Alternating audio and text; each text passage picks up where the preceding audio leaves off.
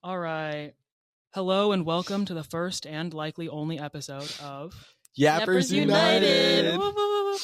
They're very excited about this. We are here today as part of a project for our AP US Government and Politics class. In this short podcast, we're going to be discussing the First Amendment of the US Constitution.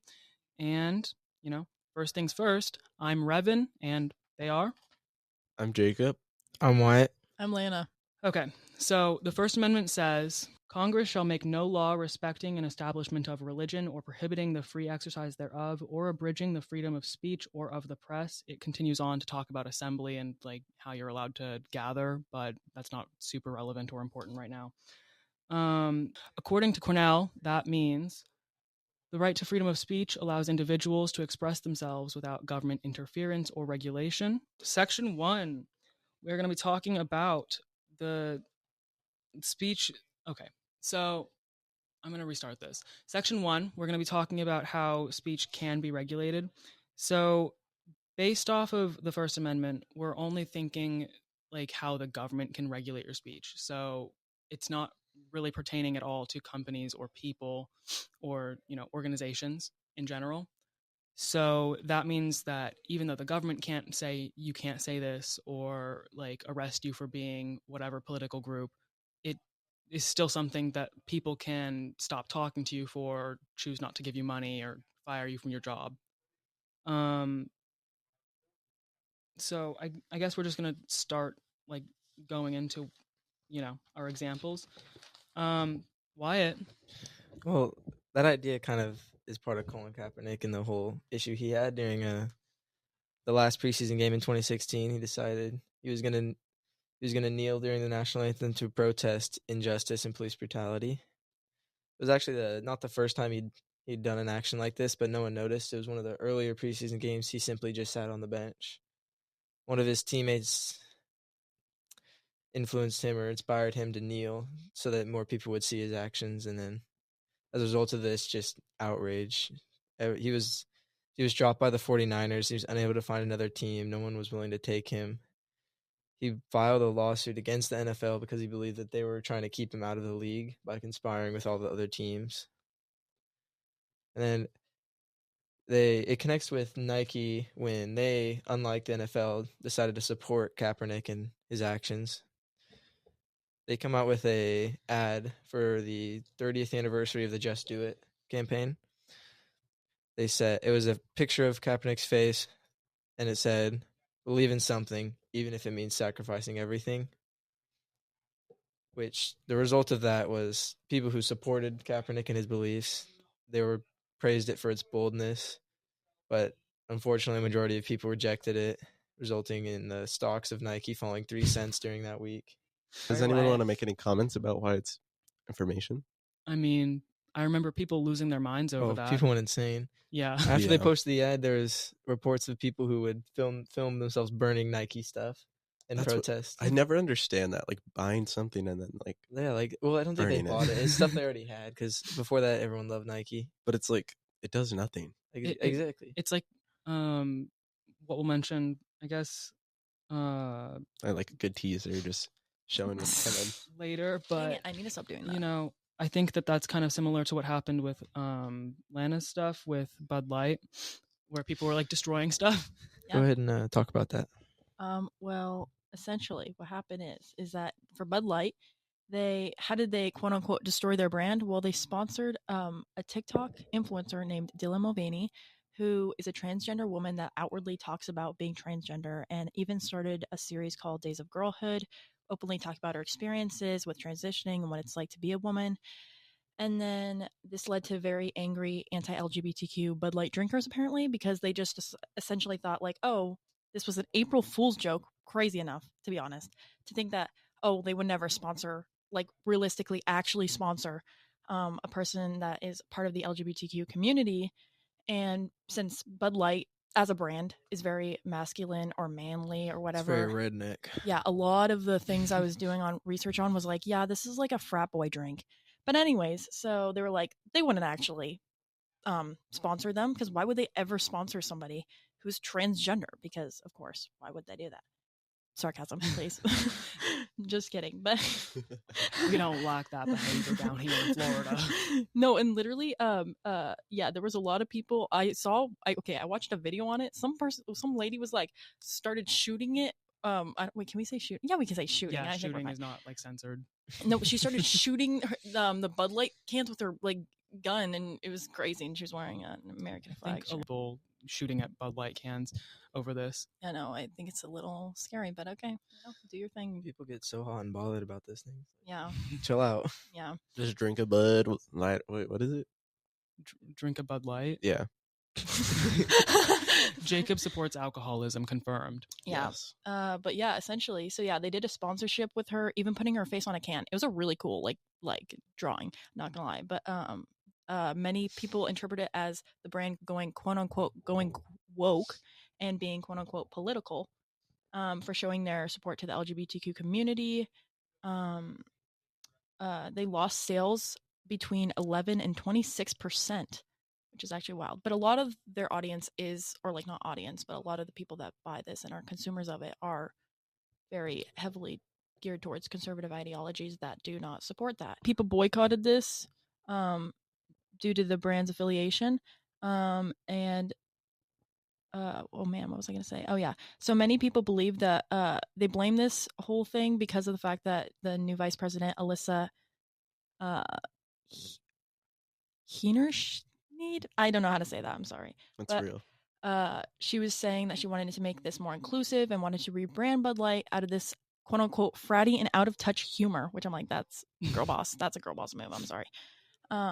Although they lost a decent amount of money and supporters, this also allowed a lot of different audiences to start supporting Bud Light, that being like younger generations and more people with liberal ideologies who are like, wow, they're actually very inclusive and not frat boy and out of touch.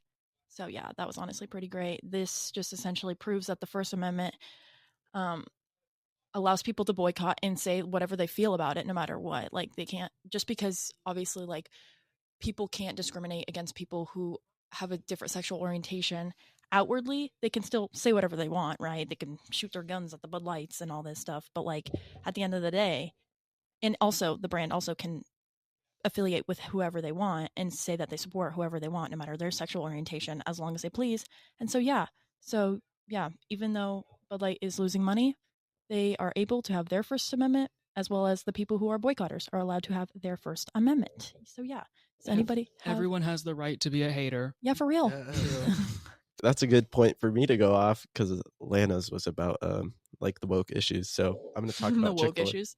Hashtag blue-haired libs. Yes. I'm going to talk about Chick-fil-A. Whoever you feel like. And I actually have like two boycotts that I'm going to mention, but the main one is going to be from 2012. So for anyone who doesn't know, Chick-fil-A is a Christian-based company that is closed on Sundays. So they just keep a lot of their morals. For church. Bless Yes. their souls. Yes, exactly. So before 2012, or like during 2012, issues rise as the chief executive officer made public comments opposing same-sex marriage. And this is during an election year, so that's probably why this was so popular. And then, blah, blah, blah. Sorry, you can cut this out. Wait, I have a fun fact, actually. Did you know that, I don't know how much exactly, but Chick-fil-A, since they aren't, like, open on Sundays, they've lost $1.2 billion, I think. But yeah, I just thought that was really fascinating. So. For God. Bless our founding fathers. In the words of DJ Khaled, God did.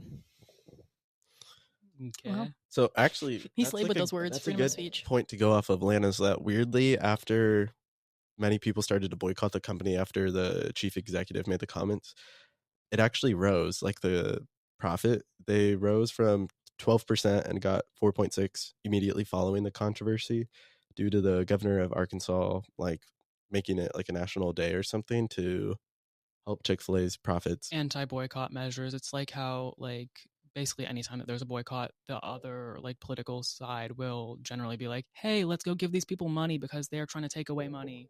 Yeah, and since it's like a Christian-based company, a lot of people in the South are already gonna continue Yeah. going. People in the South love Chick-fil-A. I was gonna say it's really, their market wasn't really affected by. Oh no, The people in California and New York won't buy our product. Whatever will we do in Georgia? Yeah. For real. So, following a few years later in 2019, the company starts to pull their donations from like like where they would support like conversion therapy and all that. So, or like just anything towards like bills or like funding for like LGBT rights, like anti.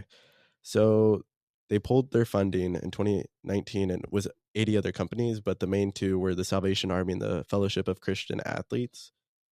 And then early in 2013 or 2023, they added like they employed a new section of the company. It was the DEI, or the Diversity, Equality, and Inclusion. And this is where Republicans, or like the right side, really started to protest and started to consider them woke. So it's kind of was Lana's issue of like during this time, a lot of companies were making policies that would like kind of reflect like more inclusivity and all that. But yeah, it's kind of Okay. So I'm Jewish, and back in, I believe it was 2022, Kanye West got into a bit of hot water. He made a lot of comments about Jewish people that people did not like on hashtag twitter.com. So back in 2020, he became a billionaire based off of his brand deal with Adidas and making Yeezys. So he had a net worth of about $2 billion in 2022 because of this. It was a very profitable deal, and people like loved those shoes. He was already popular, and it was, a big thing for him. Then he is kind of unstable. I believe, is bipolar, and he periodically has like episodes where he goes and kind of like rampages online. And he's surrounded by people who don't really help him to stay stable. So he does this on like a semi-regular basis. And he went online and essentially claimed that black people are, quote, like the actual Jews, I believe is what he said. I'm probably going to cut the quote, but he said black people are like the real Jews, which is a conspiracy theory that is common in like black spaces from what I've seen from like black creators online. There's a trend kind of in conspiracies among black communities where they are the real blank, so like the real original Chinese people or Japanese people or Vietnamese or Jewish or Europeans, whatever. I'm kind of confused what that means, though. What does that mean? Like, I'm not sure. It kind of just is like, well, we're the original people who were there, and it's like, Oh, I think they probably mean because, of course, like when people first came to Earth and evolved, they were from Africa, so they probably like, oh, we're the original everything because it spread out from them. they seem to kind of base it off of that. There's also like indigenous groups in other parts of the world that are like black, and so it really looks like they're from Africa, but their cultures are like totally different because it's been so much separation with time, and they're generally very small groups because most have assimilated into like the general population of Southeast Asia or the Middle East or whatever. But and either way, he believed in this and was spreading it online. And then think it was before that actually, but he posted on Twitter that he was going to go DEFCON 3 on Jewish people. That's not good. That is very funny because one, people are like basically certain that he means DEFCON, which means Defense Readiness Condition, but he thought it was just DEFCON, like like dying. okay. So that was a really interesting spelling error. He does his research. He does not do his research. Yeah, that sounds about like Kanye. wikihow.com. TikTok.com. I've watched 1 million TikToks on this. Hashtag woke. Do we think Kanye's on TikTok? Is he like an avid TikToker? I don't. He No. might I'm be. sure he observes. I don't think he posts. I mean, more of he's an X. observer. He's on a Twitter. He's on an Instagram reel. Could you imagine? Actually, That's it's his X, like Jacob, not Twitter. audience. The Ugh. things that they post on TikTok for conspiracy like theory stuff is kind of insane. Like people will eat anything up. I love a good scary story. Like they give me nightmares every time. Oh yeah. But so after making these tweets, people were obviously very mad because he was, saying a lot of things that were very problematic. I believe he like praised Hitler on a podcast, and people started like really calling on Adidas to cut their contract with him and stop giving him money. And it took a while. Adidas has a history of not being the most friendly to Jewish people. They, I believe, worked with the Nazis, but they eventually did. And because of that, he lost about $1.6 billion. So his net worth went from $2 billion to about $400 million, which is kind of insane. And this is probably one of the most effective, like, recent boycotts of an individual person. Oh my. It's kind of interesting how like a lot of the companies like lost profit because of like using their freedom of speech. No, literally, I actually do have something to relate to that. Well, Target got boycotted for their LGBTQ support and how during the month of June, it is Pride Month, also my birthday and Jacob's birthday, so Yes. and my mom's birthday. Happy Pride birthday, babies. Mom! It is She's your actually a mom's Cancer. birthday. We like to celebrate that June one. 29th. Remember that, guys. All right, babies. I mean, Lana, and I guess most of June are Geminis. Yeah. Yes.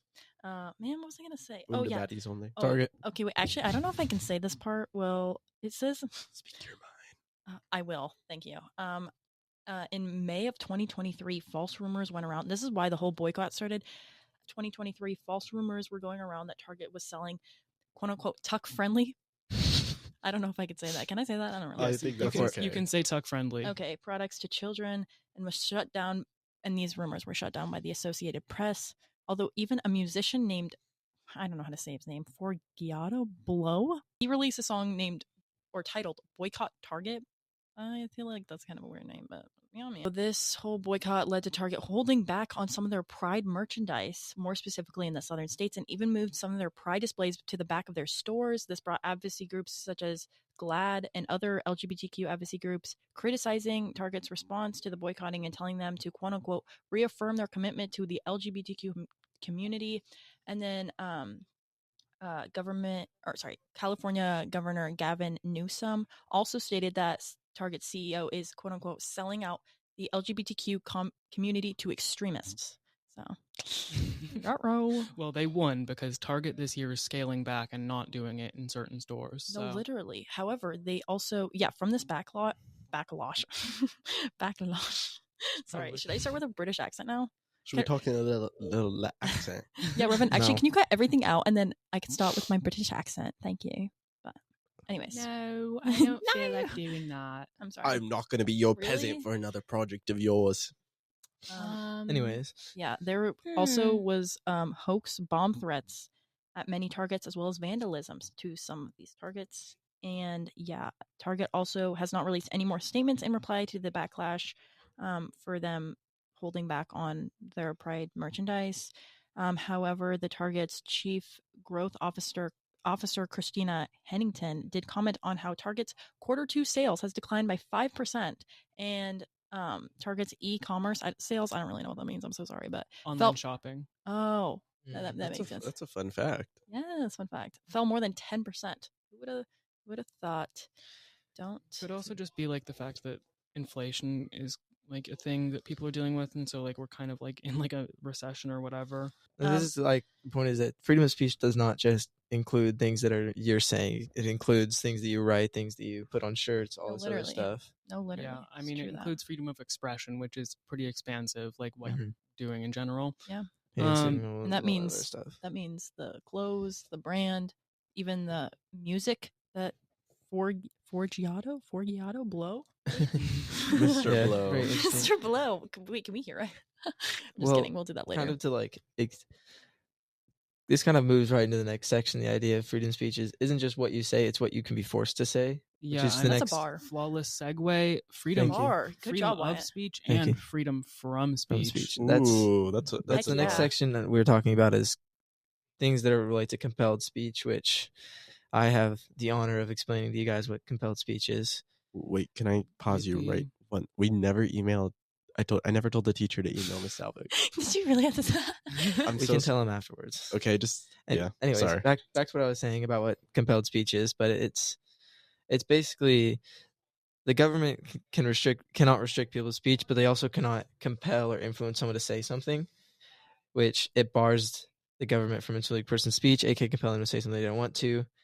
Like what everyone said, it's the freedom of speech and the freedom from speech. Example of the compelled speech would be West Virginia State Board of Education versus Barnett, it was ruled that states could not force any students to stand or recite the Pledge of Allegiance or salute the flag in the mornings, which is why nowadays in class you'll see kids sitting down, not reciting the speech, and the school can't do anything to change that because that's their right. They have the right to sit down and not stand for that. And the schools, because they have influenced by the government, they cannot force them to stand up and salute the flag or anything like that. That's basically what compelled speech is. My amigos here have some more examples. I was just gonna add on to that like a lot of teachers I feel like still judge you and they No, like hold it literally. onto you. And it's so weird because it's like, okay, I'm sorry. In my opinion, freedom of speech, I feel like it's a little bit cult-like because why are we doing it still? Like what? Like, and it's so weird to me because it's like you do say under God, and it's like, okay, not everybody believes in God, Yeah. not everybody believes in everything. That's why that you some believe people in. sit down for Under it. God was added in during the Cold War. It was because we were convinced that Soviet Union, because they were like a theoretically atheist country, that they were godless, and so people in the U.S. were like, we need to add God into our schools and whatever, so that we can be the opposite of them. No, literally, I just feel like it's so like I don't even know. We're all saying it together, and we all have our hand on the. And I'm just like, personally, it's not even like okay, politically, it's just like I don't even like. Sometimes I'm just tired. I'm like, gosh, I just got here. It's 7:40 in the morning, like 7:50. Oh my gosh. But that's why they're not allowed to force you to do it if you don't want to. Like, That's true. I just feel like it's your freedom of speech to sit down and not do it. No, it is nice, but I do agree with Jacob that it is sometimes like people will judge you for it. And it's like why? Like literally, and it's not even like sometimes it's just like not even that deep. It really isn't. So sorry. Again, kind of freedom of speech. They're allowed to judge you. They're allowed to think what they want. That's to true. Think, but just stop judging me. They're not allowed to force you to stand up.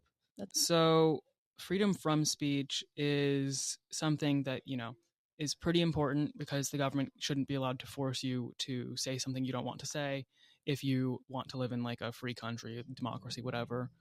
So back in, I cannot remember what year it was, but so a couple years ago, there was a case in Colorado, I believe it was 2013, called 303 Creative Inc. versus Elanus. I might be saying the name wrong, but not important.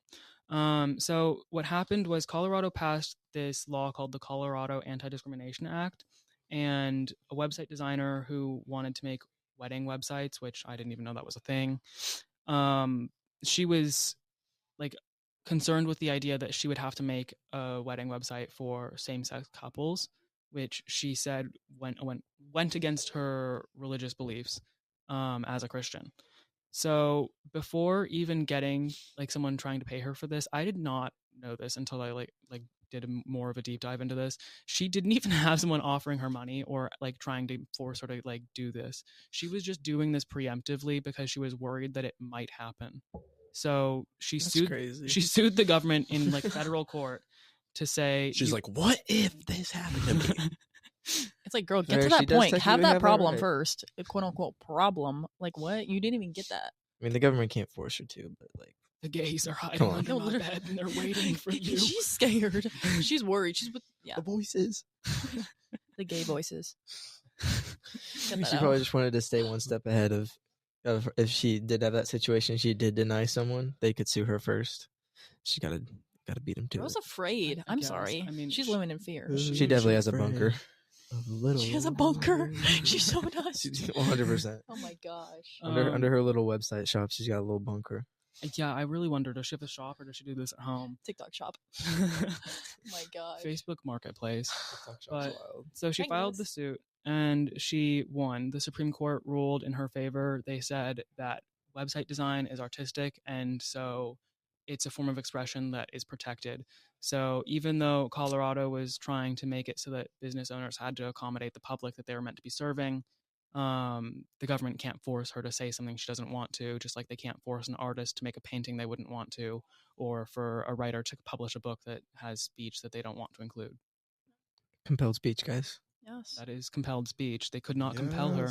Yeah. So as Revan was saying about weddings, so Masterpiece Cake Shop versus Colorado Civil Rights Association. So this was essentially a court case that David Mullins and Charlie Craig like, this is the context, right? They visited this place called Masterpiece Cake Shop in July of 2012 in Colorado, which I was like confused because I was like, wait, when did same-sex marriage become legalized in Colorado? It was in 2014. But then I looked it up, and they said that they planned that they would get married in Massachusetts, and then they would celebrate at home with their friends' family in Colorado.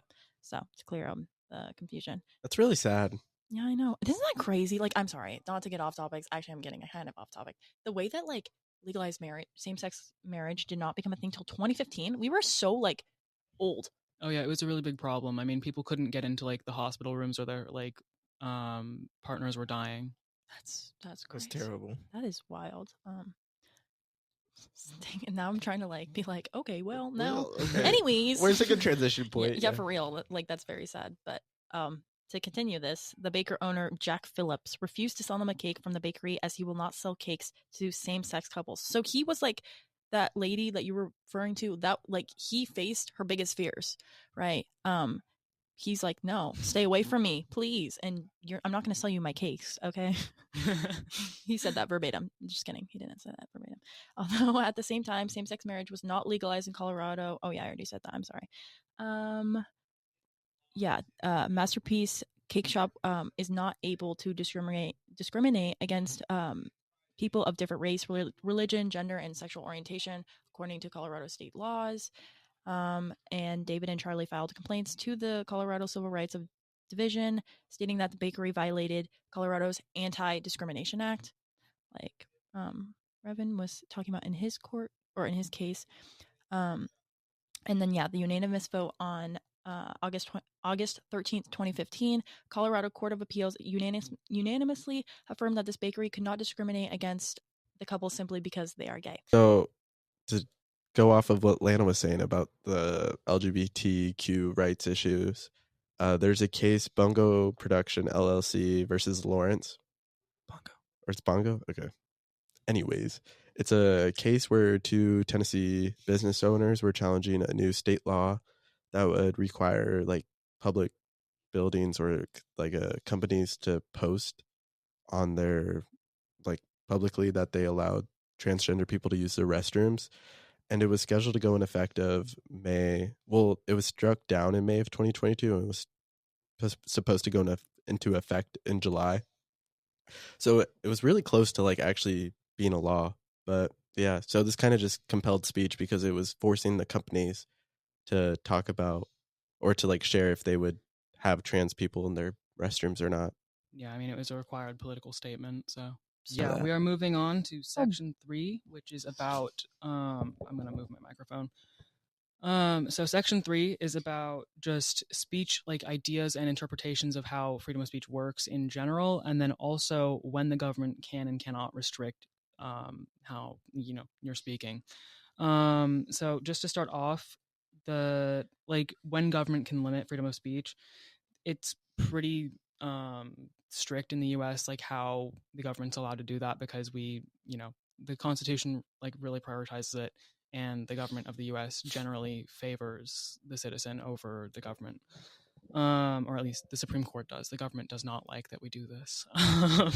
So the government can restrict speech when it refers or is some forms of obscenity, and then certain forms of like adult content that are illegal because they should be. And then defamation when it's like committed with malice or reckless disregard, incitements of violence, and in some cases fighting words. But that is kind of hard to prosecute and often just left alone.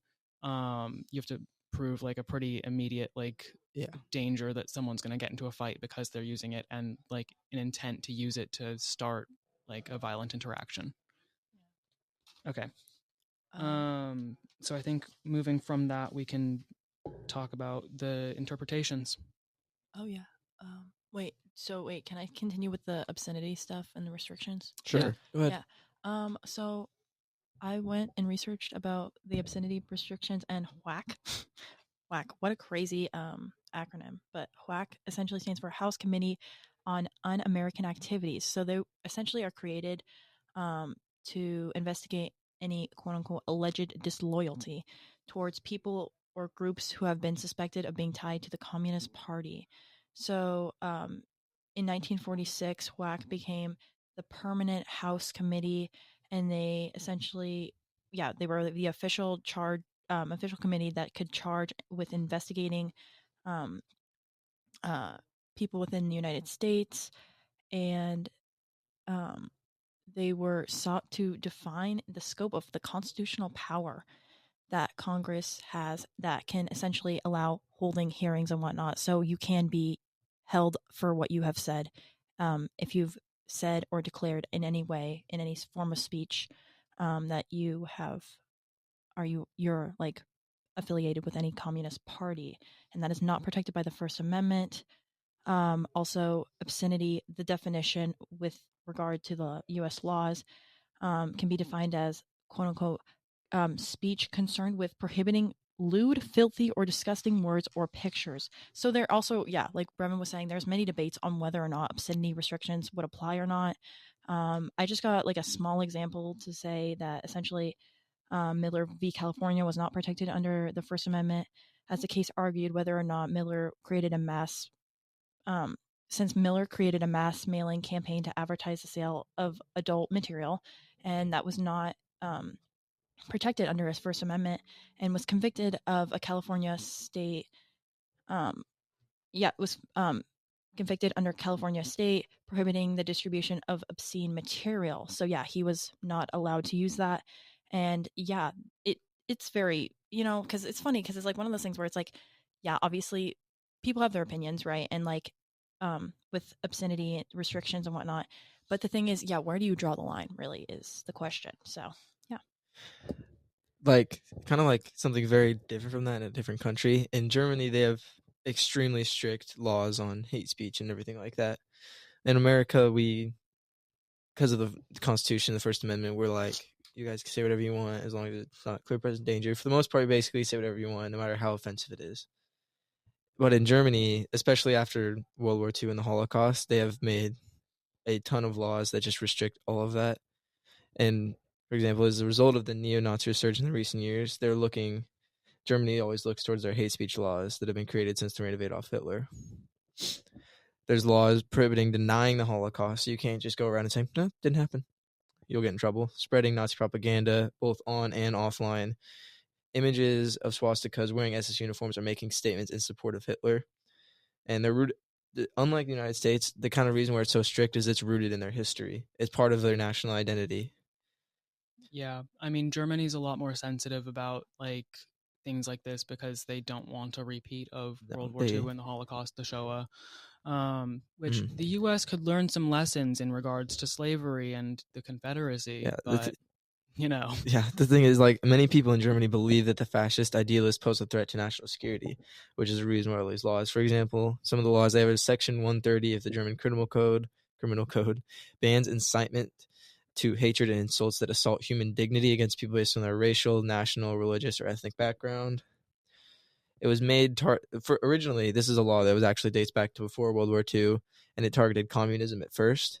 But after World War II, it was amended to focus on neo-Nazis and expanded in 1994 to include the denying of the Holocaust as not okay. Yeah, I remember learning about in middle school, like a couple of people who were being like arrested because they were denying the Holocaust and taking part in like Nazi party meetings. Yeah. There's also Chapter 14, which prohibits a variety of personal insults from malicious gossip to defamation. And it also bans defiling the memory of the dead, which is kind of relates back to denying the Holocaust because you can get called out for that under Section 130 or Chapter 14 because it could be seen as defiling the memory of all the people who died in that. Yeah. As well as they have Section 86 and 86A, which prohibit the distribution of offline and online propaganda, the public display of flags, insignia, slogans, and forms of greeting belonging to political parties that have been deemed unconstitutional by Germany, specifically the Nazis, with like all of it, basically everything Hitler. Yeah, I mean, Germany's big thing is like trying to prevent them from becoming a thing again. Though there is some exceptions to this. For one example is that there's a game, Wolfenstein 3D. It was about basically it had a lot of. It was about a Jewish guy who was like a soldier for the U.S. and he got like hit on the head or something. He was unconscious and then like got stuck in Germany, and Germany won the war. Yeah, basically he fought a lot of Nazis in that game, but because of there was Nazi flags in that game, it was banned for about 20 years, 1998 to 2018, for featuring Nazi flags, but it was reversed and ruled exempt under a section of 86A, which said that it was considered educational because it's not exactly promoting Nazi. It's to teach, like, it's against it. Like, Yeah. if it's educational, they're allowing it, which is why they're allowed to teach it in schools, obviously, because obviously there's going to have to show flags, slogans, all that stuff. But Great game, by the way. I haven't actually played it. It's a good video game. I didn't know you played video games like that.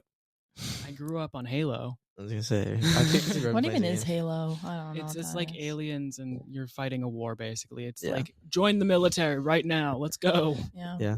I was not about that. Anyways, way. there's one more final section to this. It's the Network Enforcement Act. It's the most recent piece of legislation out of Germany's anti-hate speech laws. It authorizes heavy fines against internet platforms that do not promptly report and remove hate speech, terror threats, and child exploitation. For example, Facebook was fined $2 million for underreporting the amount of claims that they received recently. So they just said, "Oh, no one complained." Wait, is that in Germany or the U.S.? That must have been, that was like, Facebook was fined for things that were posted probably in Germany and they didn't report them. Oh, okay. Facebook has been a big problem online. Like, Yeah. Globalization. Ooh, okay. Mr. But yeah. Worldwide. See, that's just the whole idea that they have Thank it you, all Sal, rooted in for their teaching me history. that. It's very, very different from America and our free speech laws. Yeah. Yeah. It also does kind of show the patterns. Like, it does help, especially with like distinguishing America versus like other countries in the world and stuff. It does help to like show that there is such patterns that occur in every single country and whatnot in terms of the First Amendment, and that America is very so much like, yeah, you can use your freedom of speech, but then it's like, but if you're affiliated with anything, you finna be in the pit. So Yeah. watch out. I mean, also because it's a threat, and that's obviously. No, that makes sense. But It's incredible to think about how many Americans would just immediately be arrested if they were in Germany. Any yeah. neo-Nazis, skinheads, so many Americans. That's so many would wild. just be But gone. that's kind of where I was going to touch, is like the total free speech aspect of like the world. So that's a good transition point. Good transition.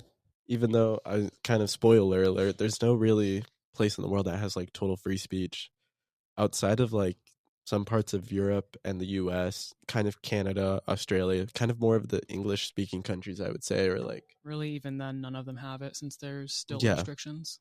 so it kind of brings up the question of like, what is free speech and like where do the limits end? No, literally, because it's like, okay, yeah, like as much as we think, yes, free speech, like America, woo, like let's go. My pronouns are USA. I feel like also there's like such thing as like, yeah, there are threats and there are dangers to certain things being said. Like, you know what I mean? Like there is certain things where it's like, okay, well, if you say, oh, like, I don't know, such threats. Here, I have a good example. Walking into a crowded theater, crowded place, and just yelling "fire, fire" or "bomb," Yeah. anything like that.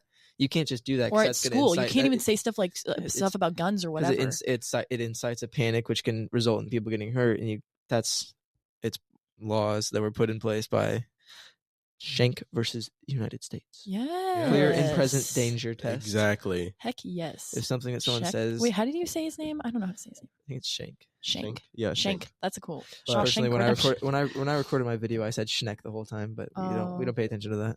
Yeah. It's okay. And I just no, I think it's like wild how like even in like you were saying about how like there is boundaries put in place, and like even in school, like you can't even like put like, can you like put guns in the air, like or not like guns, like actual guns, but like finger guns. Yeah. Like I don't It know. depends on the school. Like if Yeah. you're making a threat, it also depends. Yeah, no, but like things like that But where it's you're like allowed to And that's what I wanted to add on to, is that like, where does speech end? Like it isn't just your words. Like the video game that I was talking about for Germany, that's like they reverted or like went back on that. So it's just like, where do you find the boundaries yeah. of like free speech? And sometimes I feel like, okay, in my opinion at least, I think there's sometimes where it's like, oh, this seems really strict, but like you said, like where does it end? You know what I mean? Because if you keep being like, oh, well, this is fine, and then this is fine, oh, and they didn't mean it like this, well, this is fine. You know what I mean? It's like there has to be some sort of boundary. That's why there's always all these court cases, and they add in new restrictions, and you look back at old court cases, decide new court cases, and it's honestly, I don't think it'll ever stop.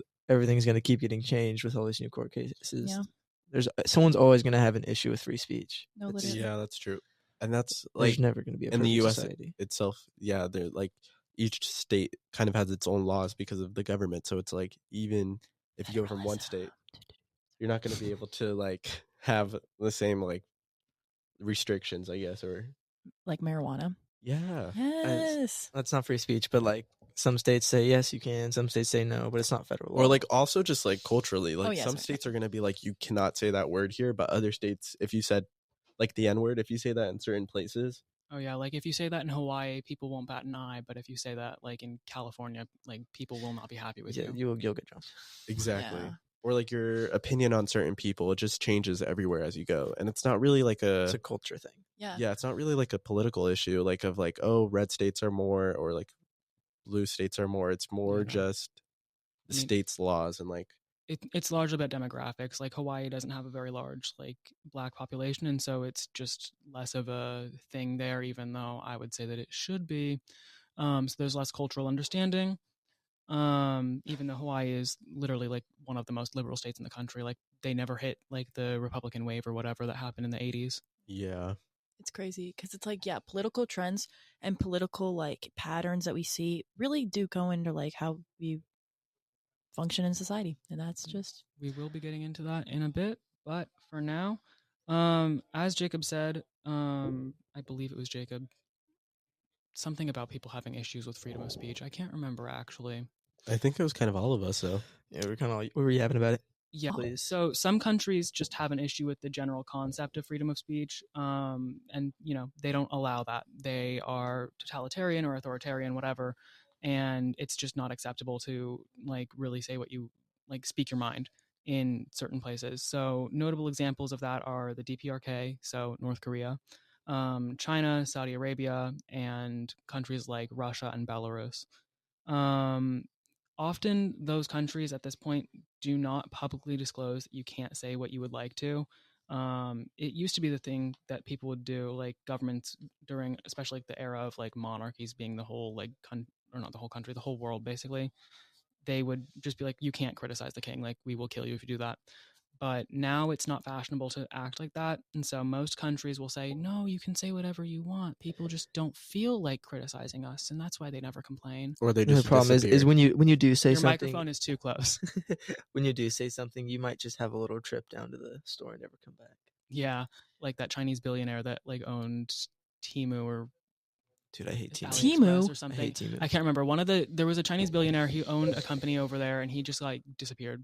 I hate Temu. They were like, oh, he got too rich. And then he like made a video or something for them that was like, I'm being re-educated, guys. I promise I'm fine, and disappeared forever. That's always like scary. Just imagine. Or like Yeah. in North Imagine the Korea, things how the like government can do. They can just be like, "You're gone." or like Goodbye. if you say something, they will like go target the rest of the people in your family. Yeah, North Korea. Well, like in Belarus, they like are like considered the last dictatorship in Europe outside of Russia, but Russia's kind of not part of Europe and is at the same time. Russia does what they want. We don't care about that. But so Belarus is under a dictator and they do not allow criticism of the government. There was this journalist, I believe like a year ago, who was flying on a plane from like another EU country, not Belarus, because Belarus isn't in the EU, to Latvia, I think, maybe Estonia, one of the Baltics. And he was on this flight with his girlfriend flying between two EU countries, and Belarus in Minsk, I think is how you say their name. I'm not fully sure. The capital of Belarus, the air traffic control called the plane or like whatever, communicated with them, said there's like a threat of a bomb on your plane or something like that. There was danger to the plane if they kept flying, and they told them you need to land here like right now. The plane was like, no, we're not going to do that. We're closer to this other airport. And they were insistent enough that they somehow managed to get the pilot to agree to land in Belarus. And once they did, the authorities there just kicked everyone off the plane, went through all their bags, took away the journalist and his stuff, and then were like, okay, you're good to go. So some Yeah, countries that's really just- do not appreciate it when you talk bad about them. That's just restricting the media. They don't like that. And that got international sanctions put on Belarus. Like the EU closed their border. They said, Yeah, well, you're uh. the idea of a dictatorship usually includes a lot of that. They're going to be like to continue their reign. They're going to stop people from seeing the truth. They're going to suppress media, suppress like opponents of them. Like a lot of times, like when Stalin got elected, for example, every single opponent he had in that election either was arrested or magically disappeared. A Really? little bit suspicious, in my opinion, how he got elected. No, it's so scary. Doesn't China do that too, where they China like probably does that too. No, China it's- will do stuff like that. China's a little bit less insane, I think, because most of their stuff is decentralized. Like, there's not necessarily just one leader. Like, Xi Jinping has done some stuff, but there is like a whole Congress, and they are more about like if you're working with or against the party. No, Oh, I literally, guess that's true. these people are not original. Even in like, I was talking about this in like another class, but we were talking about like the dirty war in like Argentina from like the 1970s to the 1980s. That is like, it was so sad, and I even read a book about it because it was like really sad about it. Oh, I think I remember learning about that in Spanish. No, it's like wild. Like, it's genuinely crazy as to how like people who were They just against, disappear. yeah, they would just disappear, and then they would, the book was called The Little School, and essentially they would make these places called like the little, like they would literally call it the little school, or like random, but like buildings of like things. They'd be like, oh, like a school, or like a, I don't even know, like a station, or like something, or like, yeah, like a military thing. And so nobody would bat an eye, and then like pretend like Frank over here is like Frank, I think I'm saying that because of the movie, but anyways, but Frank would be like, oh yeah, don't like the government, and then Frank would be gone in a few days, and then where would he go? Like places like the little school. But like everybody's like, oh, it's just a little school, whatever. And they would literally like torture them, blindfold them, terrible, horrific things. And it's like, these people are not original. Like, and as sad and as horrific as it is, and it's like, it just makes you like think like, why? Like, how did they think like this? Like, who thought of this to just keep this going? And like, even for the dirty war, they wanted it to be like, people would essentially, they wanted it so like if somebody was like saying something and then they went into one of these schools and they were being tortured and they had like a child, right, what they would do is they would like adopt them and stuff like that. And so they would go to another like family, and they would these people would be like doing a DNA test when they're like, I don't know, like in their like middle age, and they're like, that's not my parents, like why is this? And or they'll like just connect the dots, and they'll be like, you don't look like me, or whatever, they'll find out. And then they'll be like, where are my real family? And like, if you can even look online, I don't know exactly what the thing is called, but it's something like you can find people who are literally missing.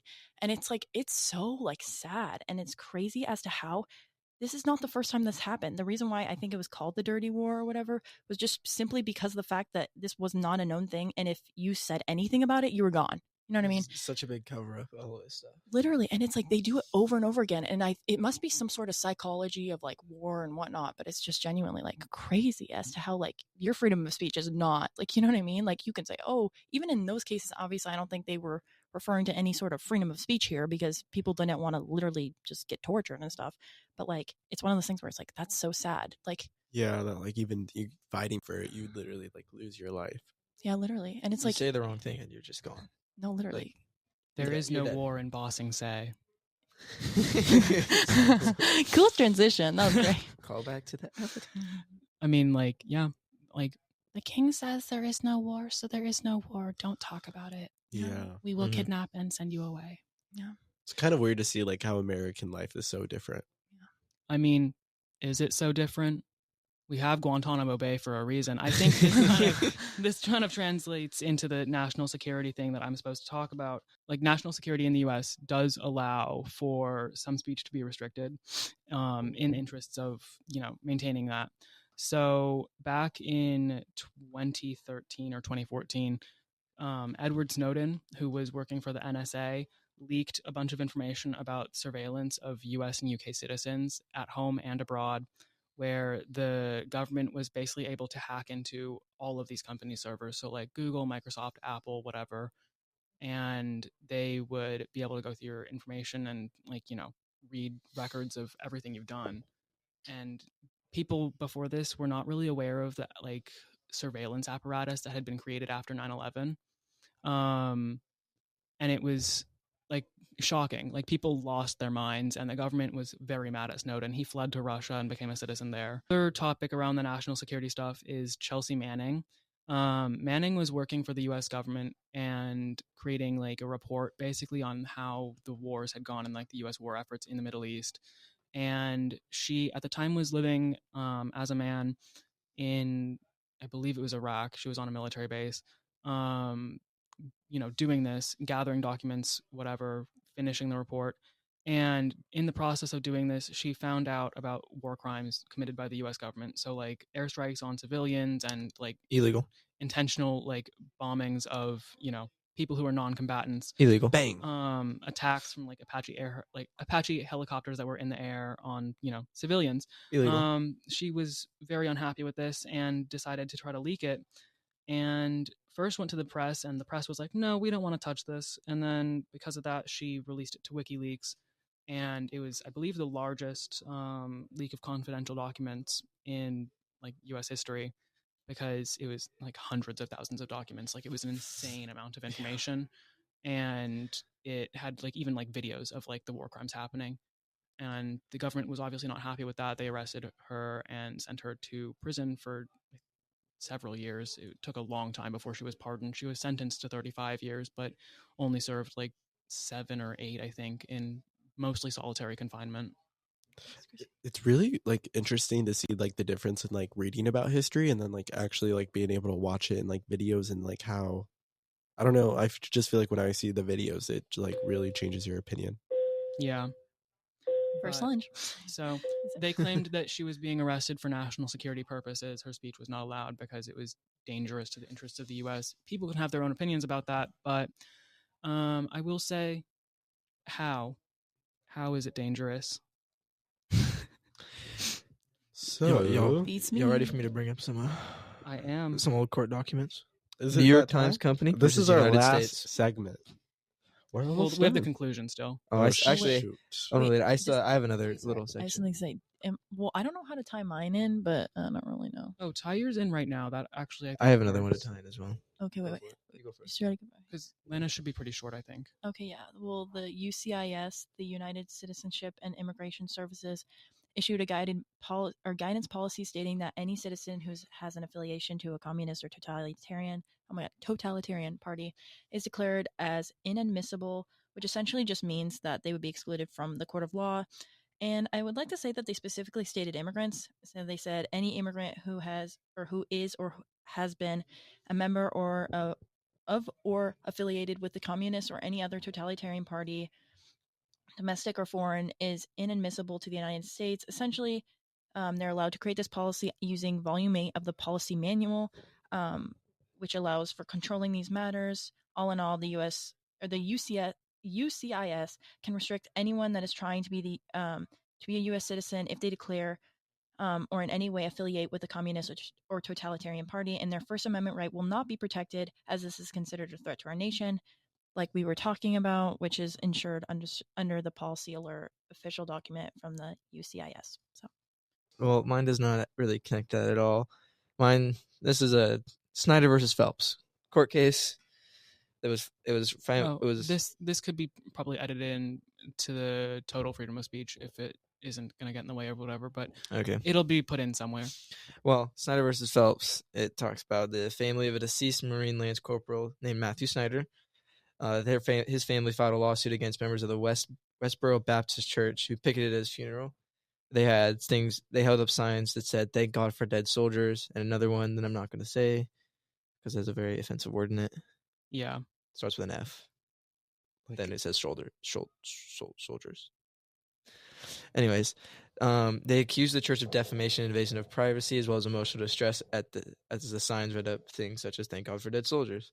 The family was originally awarded $5 million in damages, but then the U.S. Court of Appeals held that the judgment violated the First Amendment's protection of religious expression. So then from there it was brought into the Supreme Court, and the question that was asked by the Supreme Court was, does the First Amendment protect protesters at a funeral for liability for intentionally inflicting emotional distress on the family of the deceased? And in a majority decision, they ruled that the First Amendment does protect their right to picket and protest at the funeral of a military service, because they're a religious organization. They're allowed to believe what they believe, even if it's extremely offensive. The First Amendment does protect their right to do stuff like that. Yeah. It's kind of crazy. It is. I think it's kind of crazy. Personally, I mean, I'd be very biased judging that situation. I'd be like, yo, that's messed up. You fought for your country. Chill out, buddy. That's part of why we're like considered like basically the most free speech country in the world, because we allow stuff like that. Yeah, most other countries will be like, no, you can't do that. I don't know. I feel like a funeral is just a very it's crazy place. It's the wrong. I will say they actually, I believe, did not like have very good sight of the protest, and the stuff wasn't about the soldiers specifically. It was just in general. Yeah, well, it's probably just about like I'm not the in general, but still, it's not the right time. I'm no friend of the Westboro Baptist Church, but I do think that there is at least some grounds in the ruling of the court as long as we're having this interpretation of freedom of speech. It's because, unfortunately, yes, this is our freedom of speech and total free speech. Basically, what we have is you're allowed to say things like that, no, even if they might offend someone, and you are allowed to say them. Would you like to talk about Tinker v. Des Moines? I would love to talk about Tinker Des Moines. And your little extra Tinker. court case you Oh, found. I talk about that first, and then talk about how it relates to Tinker, or do whatever you want, man. Well, we're just gonna talk about this one. I don't feel like doing the other one. Yeah, freedom of speech and Fifth Amendment. So this is a required court case for AP Gov because that's what this is for. At the end of the day, In case get a anyone's listening to this 5. couldn't figure that out. That's all I've ever wanted is a 5. so if you want a 5, you got to know this case, and you really should because it Listen to this podcast if you want a 5 on your AP test. freedom of speech in school. We're going to talk about Tinker v. Des Moines. So it's a case that talked about the freedom of speech, and let's just set the time frame. It's December of 1965. So the Vietnam War is happening, and I don't know exactly where in the U.S. this is, but It was in Iowa. Des Moines is in Iowa. Yeah. perfect. I don't need to know that, so I did it. Yeah, screw Iowa. Hate them. So the students from the high school plan to wear an armband to show their protest for them. Plan to wear armbands to show their protest for the war in Vietnam, and the school made a policy because they heard about it beforehand. And like if you showed up to school wearing it, they would just send you home, or you'd have to take it off. And the 2 kids were protesting that refused to, so they were sent home. They were suspended, weren't they? Yes, they were suspended. Yeah. So after the students were sent home or suspended repeatedly, they sued the school district and they filed the case at the district court, but their case was dismissed. So then it reached the U.S. Court of Appeals for the 8th Circuit, which affirmed the decision without really looking more into it. So then it reached the Supreme Court, and then it was decided was a 7-2 that the armband served as a pure speech and were entirely separate from the actions or conduct from those participating. So it kind of just talked more about the freedom of speech is not lost when like you step into school, and that the schools have to provide like reason or like a way to show that it would interfere with like the education that you're going to receive. There's lots of court cases that talk about schools and like how you maintain your rights when you enter a school. You aren't like when you go into school, you aren't stripped of all the constitutional rights. That's a really crazy idea to me that like people are actually like, oh yeah, no, kids, they don't get rights. Like, yeah, like screw them. Like, there's been so many court cases that especially half of required court cases are about schools. Like, well, not half, 3. yeah, But it's like we only have to know 8 or 7. Tinker v. Des Moines, Wisconsin v. Yoder, and what was the other one? Engel v. Vital. Yeah, that. All like 2 of those are about freedom of religion, which like both the schools are like, yeah, you get into school. Well, No. Or it's like the school's like, you have to do this, and you can't do that. Compelled speech. Exactly. What my third grade class wanted. Yeah. Like forcing students to have a prayer before school. You can't do that. That's violates their freedom of religion. They literally told my teacher to fix me when they found out I wasn't a Christian. That's terrible. Freedom of speech. She was like, okay, and then didn't do anything because she knew she couldn't. But okay, I think that is free exercise clause. Okay, guys, we're fairly good for that section. I think it is time to move on to our conclusion. So just generally talking about like modern political trends and how things are going for freedom of speech in the U.S. and elsewhere. I personally would say that I think freedom of speech is actually, I'm going to re-say that. I'd say personally that I think freedom of speech is actually like at a pretty good point in the U.S. at this like current day. If you look to the past, I mean, like they would like arrest you if you were a communist or if you were gay, or even if you just protested like segregation or whatever. Like they would limit your speech a lot of the time and prevent you from like doing things, or literally just like arrest you and send you to jail for speaking. And it's been kind of going downhill since 9/11, but we're still pretty good. Yeah, like there's still obviously the court are still making new changes to this freedom of speech. Like, for example, And one of the court cases I looked at there recently, I think this year or last year, it's Counterman versus Colorado, and it heightened the intent required to convict a person of a true threat. So it basically like you can't threaten someone. It made it so it had to be it established recklessness as the intent standard needed to convict someone of making a threat. The result of this was because there was a man, Billy Raymond Counterman, sent hundreds of messages to a musician who felt threatened by them, and he claimed that her, or I don't know, her or him, I assume her, because let's be honest. What? Because it was cut that out. Anyways, it resulted. Okay, what I was just trying to say is that because it's a guy, He's a he him. Well, the whole case My mostly pronouns concerns are online USA. stalking and harassment, like online harassment and stalking. Oh yeah, that's probably a guy stalking. So it's a girl. probably a guy stalking a girl musician. Well, sending actually, I hundreds of don't know because messages. women are like really into cyber stalking. It's just like, Well, okay, the guy's name is Billy, yeah, that's probably a guy. but still, the point is that he sent hundreds of messages to someone who felt threatened by them, and then when they, wherever they were, it didn't say who they were, but said, "Hey, I don't like this. Don't do that." He's like, "What I'm allowed to, freedom of speech," but it's not because it's intent to threaten someone. You're intending to harm them is what. Yeah, I mean, hundreds of messages is harassment. I was gonna say it is crazy It's harassment, that like harm, like this happens to a lot of people, like celebrities and all that, but they can't really tell anyone because if they do, it brings like more attention to them, which allows Yeah. it to be more common. Yeah. Even the Netflix show Baby Reindeer, it literally, the guy got like multiple, I don't know how many, it was multiple emails, messages a day about, and essentially this guy who was getting stalked by this one lady who he worked at like this like pub or whatever, and then this lady came in one day and she was like upset, and then he literally gave her like a tea on the house or whatever, and then after that, I don't know how she got his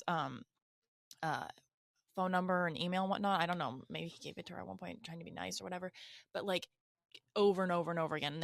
And even the thing in, I don't know what happened exactly in real life, but like they were like, oh, like all she's doing is like doing, like she's just saying this, but it's like, at what point, you know what I mean? Like that's Yeah. still uncomfortable, and like well, feeling like you're being stalked and being afraid, and like, just because he's a man too, like that's not like any better. personally, I think like stalking is often a common misconception of freedom of speech. They're like, "Oh, I can say these things, you're allowed to," but you're stalking someone, they're making them feel uncomfortable, you're harassing them. That's a threat. Oftentimes, you Yeah. are threatening them.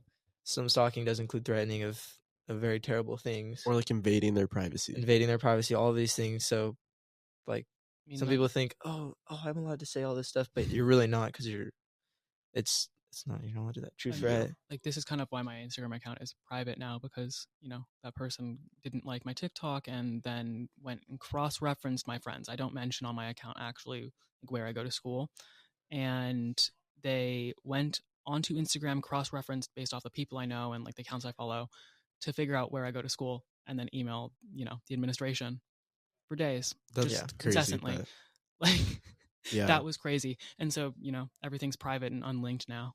I think we'll see a lot of changes though with like freedom of speech over like the next couple decades. Especially with as technology advances and there's all these different platforms, Also, it's like, gonna be a lot harder to regulate freedom of speech. So there's gonna have to make changes. Yeah. but the Supreme so Court easy. was probably it's like Because when you think I don't about it, know. it's so easy to just make some fake account and start and Yeah. Oh, harass someone, and AI they won't be able to deepfakes. track it back deepfakes are to you. so scary. That is so scary. And because then at what point is the freedom of speech and stuff like that? Like, how is it? How like, does that apply to AI? Deepfake, AI. That I didn't say that. That was I'd say an that AI. any use of deepfakes without consent is just identity theft, and anyone who does it should be prosecuted. Yeah. And I think they're probably going to make laws and stuff like that. I think they've I'm already sure been they will. starting to But like make laws. That's what about I'm them. saying is that the Supreme Court, I feel like, is going to have to hear a lot of these cases, and it'll be interesting to see how, because they are so like right side heavy right now, how they handle them.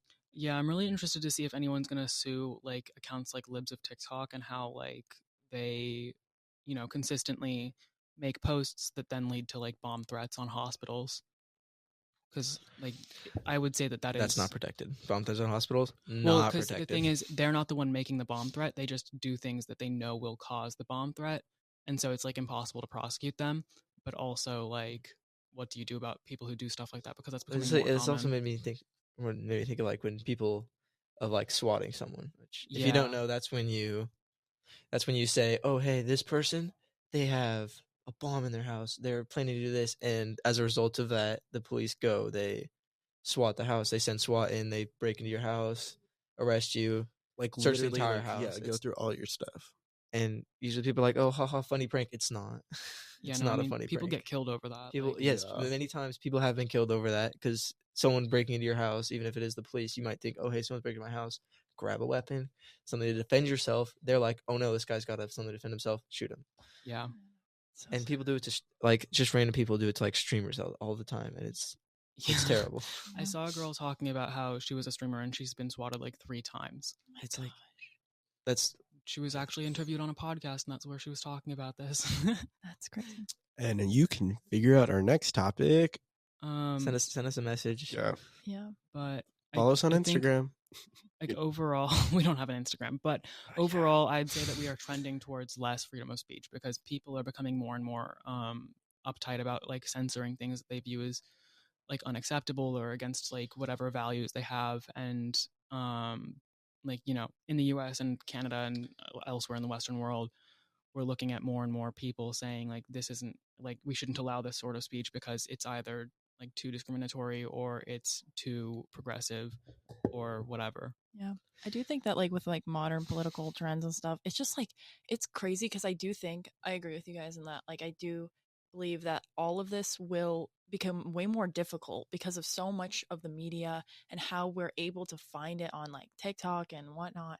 And like we're able to like so easily see things and it's like, okay, but like and like it's just like even now we see things of like the obscenity and restriction and whatnot. It's like, where do you draw the line? Like we were talking about before, but like with so much of it coming out on media, like how much can the government regulate on that, or the not the government, but the laws can regulate on that?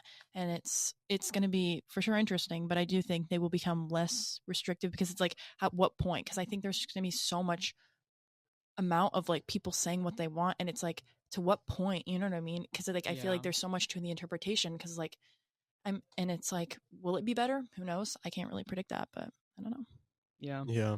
But I think big picture, you can say basically what you want in the US as long as it doesn't fulfill the specific criteria we talked about.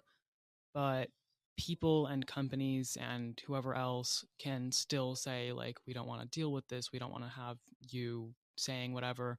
And even though the government can't prosecute you for what you say most of the time, you will still probably face consequences if people don't like it, whether or not any specific individual person agrees with you or not.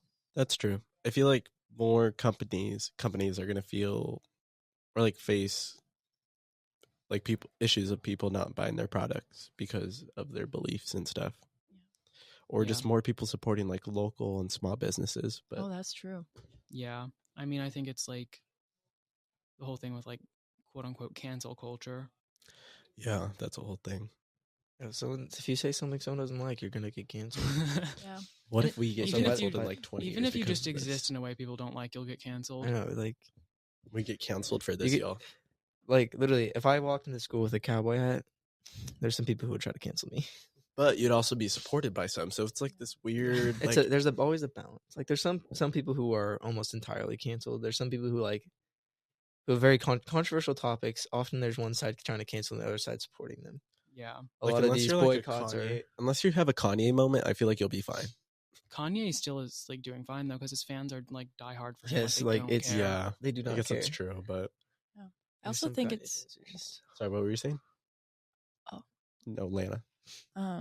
I was just gonna say about also I do think things are gonna become way more like even like social things are gonna become way more political. Like even like wearing like a mask, right? Like people found that political, and it's like it's funny to me how things like that, like even like freedom of speech in like you said, like even Tinker v. Des Moines, that like obviously it's not them saying stuff, it's them wearing stuff, but even things like masks, those are considered political, or like certain things are always going to be considered political, which doesn't seem as much like a modern day thing, but it's like I feel like nowadays we're correlating, especially with the media, when one side, like when we so are easily able to see one side like sway to this way or sway to that way, and they like doing certain things. Like more liberal ideologies did believe in wearing masks and whatnot. That's a political thing, right? You know what I mean? Like people, it's way more, I feel like now that we know about it, people are going to be like, that's political. Everything's political. Even the whole Dylan Mulvaney thing that I first talked about with Bud Light, political.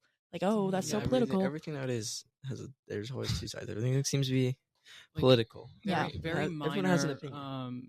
Like fashion choices. Like I've seen people get like mad at people online for like the way and color that they like lace their shoes.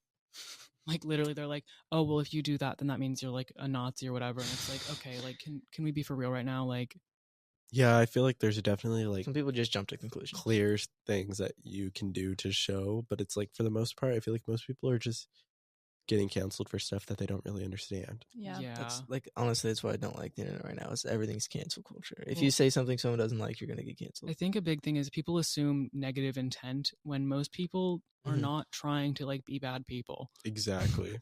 Like most people are just doing what they believe is right or best, and that's like, even if they don't know what they're doing or if they're doing something wrong, they're generally not like, I'm gonna do this because it's gonna hurt people. Yeah, Like, I I don't They want think to be about it. liked. Like most Let me people say, want to be liked. I don't think Yeah, it's this idea of cancel culture kind of, in a way, is restricting people's free speech. People are scared to say what they believe sometimes because they're scared of what the repercussions are going to be. exactly, but I think it's gotten better. I don't know if it's just because I'm not on those sides of the internet anymore, but I feel like I think it's gotten better and worse. Like there is a growing rift in like the population. So like the like really obsessed people are going harder and harder on it, and like any little thing will get you canceled with them. But then most people are just kind of like, I don't care. This is not that important. yeah, I I- feel like it's sorry. Oh no, you can go. I was just gonna say I feel like it's definitely from like the effects of like COVID and stuff like that. Oh yeah, Yeah. the COVID, everyone being stuck inside and on the internet. Yeah. Before COVID, the internet was obviously it's a big thing, but there was a lot more people outside doing things. But when COVID hit, everyone's stuck in their home. What else are you gonna do besides just rant on the internet about these other things? Try to be. So basically, freedom of speech is important. We would like to keep it. And our understanding of freedom of speech is going to change over time as new issues and interpretations of it come Yeah, up. it's never gonna but- be the same. Oh, wait, sorry, I It's remember gonna what I was keep gonna say. evolving. Go Perfect. for it. Go So essentially, that I think as we've became, I think in the future, anyways, and like even kind of around now time, I guess that freedom of speech will become more lenient and stuff like that because of how much is coming into the media. But it also is like, yeah, people are going to be canceled for certain things, and that's not inherently like, oh, like constitutional or unconstitutional, but it's like more of like a societal thing where it's like, I want to be accepted, I don't want to be canceled, I don't want people to hate on me, and then it's going to be this weird thing where it's like, well, yeah, I'm not going to get inherently in trouble for it, freedom of speech, but it's like, I want people to You'll like me on the face- internet, that's and I kinda don't want like- people to that's- hate me, give me You'll threats. I face don't. like social Yeah, repercussions. That's Yeah. kind of like what I was saying. I feel like Sorry. nowadays. No. I'm just gonna add on to it. Oh, okay, yeah. Nowadays, slay. I feel like there's freedom of speech is more restricted by like our culture and our society than it is by our government. Yeah, that's I true. mean, I would say it's probably honestly always been that way. And I think that's a good thing. Yeah, I'd prefer that people are restricting it rather than the government, even though it makes it less consistent because that means that there is less severe consequences to. Yeah, that's true. Mhm. Popular sovereignty. Well, But It's good that it restricts some of the bad things, but also at the same time, it does restrict some people from saying things that are was gonna good, say- their opinions, their right things, this is my opinion. like advocating for things that they believe in, girls out the things- room, girls out the room. Yeah, things that are good. I'm sorry. Anyways, we probably should start wrapping this up soon, guys. but yeah, so I think that is the end of our podcast episode for today. Thanks for Yeah, flying freedom of on. speech, really interesting. Thank you for joining Yeah, us here this on was fun. Yappers United. Thank Maybe you for there'll be an flying with episode two. Yappers United. Here. Thank you for joining us today. If you enjoyed this episode, please give us a good rating, comment something good. If you didn't like it, then do not use your freedom of speech. Go away. Yeah. Yes. Love you Any guys. suggestions Wait, for fans future only. episodes? Also, drop different amendments. We drop can where you're approve, from. I want to see how far this different can go. clauses. I would really love to see how far this goes. Yeah. Love you. Bye bye. Thank you guys for flying, Yappers United. We'll see you next time.